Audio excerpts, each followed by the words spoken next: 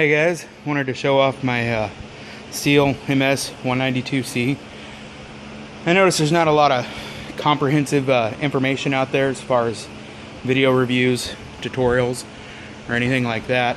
There's a few, but a little bit about this saw. It's a little 30cc saw. The power head alone, empty, weighs a little over 7 pounds. Full of fuel, oil, bar, chain. Comes in right under 10 pounds, or right at 10 pounds. I run a 14-inch bar with the stock 0.43 Pico chain, and I get great results with it. It's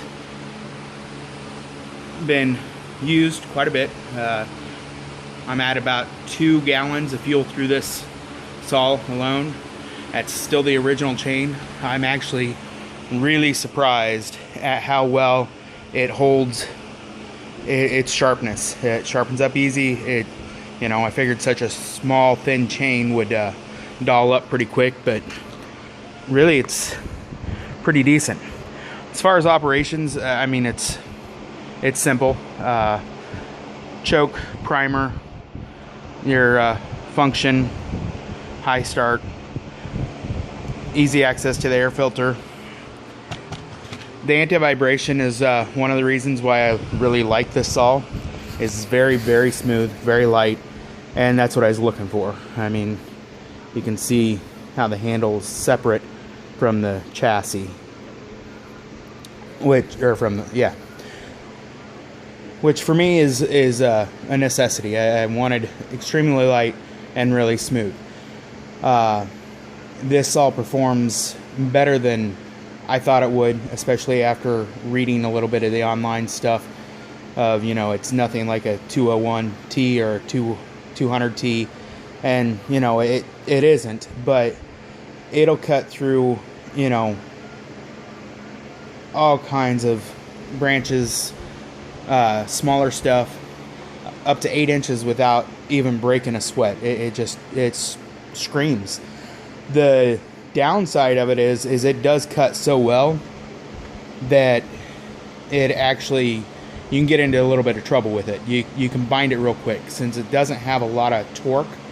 It's just a high-speed cutting chain. It doesn't carry a lot of torque with it, so if you get a slight pressure or the bar starts to pinch, this pinches instantly, which that's the downside. Is you get into cutting with it, you can cut over its head fairly quickly without ever really realizing it until it pinches and it's stuck. Since it does have an outboard clutch, that means you can't just remove the chain and bar real easy, move the head from the chain and bar. So you have to get it unstuck. Being as small as it is and lightweight, I wouldn't suggest pulling on it. So definitely understand what you're cutting with it. Understand if there's any excess pressure or anything, because it will bind up fairly quick. That's the biggest complaints I have with it. But the only time I've had it bind up is when I'm cutting 12-inch plus timber that is, got load underneath of it and weighted or got pressure under it. So realistically, that's my own ignorance, and should know better than to try to get this saw cutting that stuff. I have bigger saws for just such a thing, and that's not what this saw is made for. It's made to get into the brush, into the thicket, into the limbs, and just tear them up, and it's great for that. Rear handle, I think, is a lot better option for the average user versus the top handle. You have more control over the saw. It's easier to maintain it, and you have to use 2 hands with it, whereas a lot of people with the top handle saw can get into the bad habit of using it just one-handed, which if you're in a tree or a bucket or something like that, that's your profession. Okay, yeah, there's times when that's needed. For the average guy, no, that's not.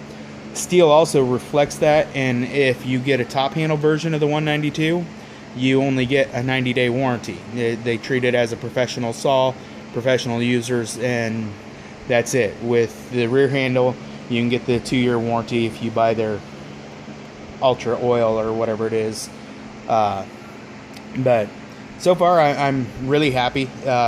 After it broke in, it started coming to life. I wouldn't say it was a dog out the gate. It did cut good right from the start, but it definitely has opened up the longer that I've ran it and had it. So there you have it. I hope you appreciate it. If you have any questions, leave a comment. Enjoy. Be safe.